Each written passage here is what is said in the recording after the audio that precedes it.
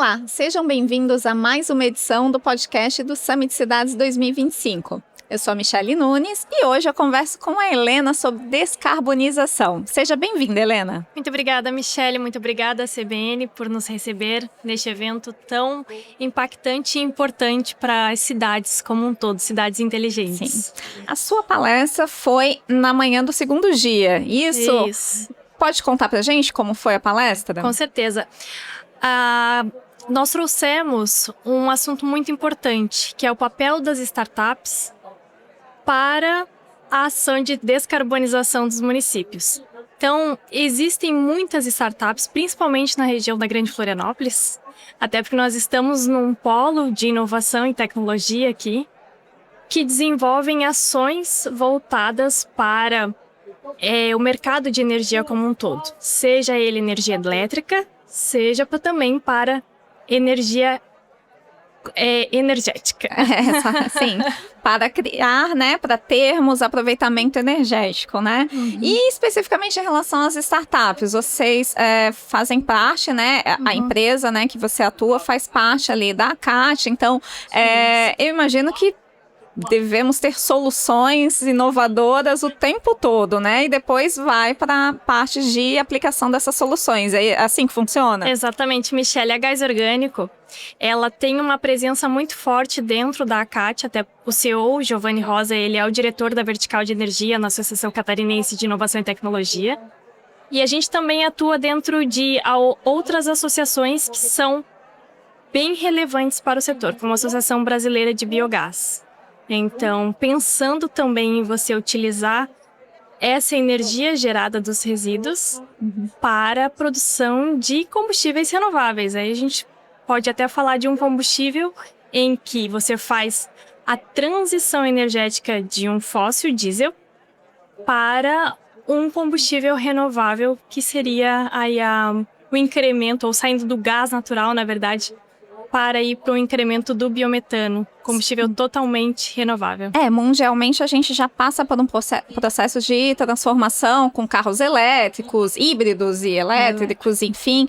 E o futuro, então, estaria na utilização de resíduos como combustível? Sem sombra de dúvidas. Se a gente parar para pensar hoje, a disponibilidade de resíduos, a vocação energética do Brasil já é tendenciosa para o mercado hídrico.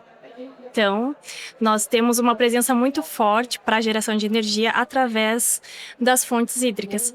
Porém, nós estamos num país produtor, então, olha a agroindústria do nosso sul brasileiro, e essa agroindústria, sem sombra de dúvida, fornece resíduos em abundância para que a gente possa produzir um combustível renovável e tirar esses caminhões, essas frotas, esses maquinários que hoje precisam do diesel, passando ele cada vez mais para uma frota mais renovável. E você acredita que Santa Catarina teria esse potencial? A gente tem insumos, teria resíduos, essa transformação também como uma forma de melhorar a sustentabilidade, o meio ambiente? Sim. Nós, pela Gás Orgânico, fizemos recentemente um estudo olhando todo o sul brasileiro, então Paraná, Santa Catarina e Rio Grande do Sul. E esse estudo, ele traz exatamente as regiões, volumes, produtores, qual tipo de pecuária, se a gente está falando de suíno, se a gente está falando de bovino, de aves, qual tipo de resíduo, para que ele possa ser aproveitado energeticamente. Sim. E quais são os principais desafios do setor, né? Porque a gente passa por um momento de transição energética, mundialmente falando. Como você consegue analisar quando a gente fala do país especificamente? Olha, quando a gente pensa a nível Brasil, um dos desafios é a regulação.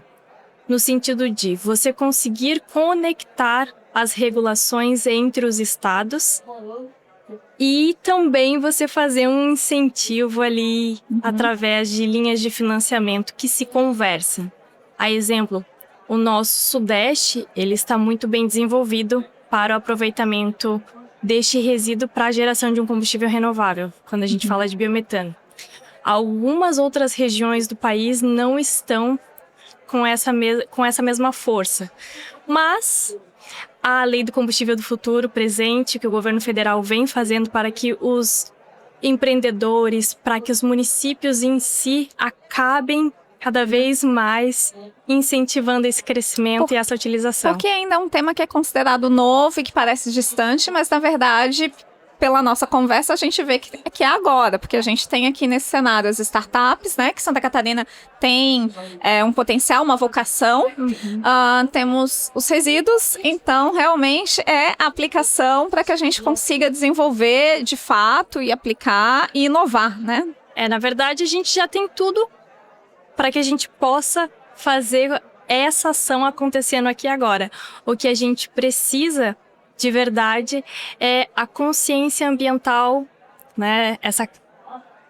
Se pensar de coletivo também, coletivo, né? É um pensar coletivo. Sem sombra de dúvidas, de fazer essa mudança. E sim, isso está muito conectado com o SG das empresas. Sim. A empresa que conseguir perceber que ela precisa fazer ações internamente para essas mudanças, senão ela estará fora do mercado, então ela precisa tomar ações.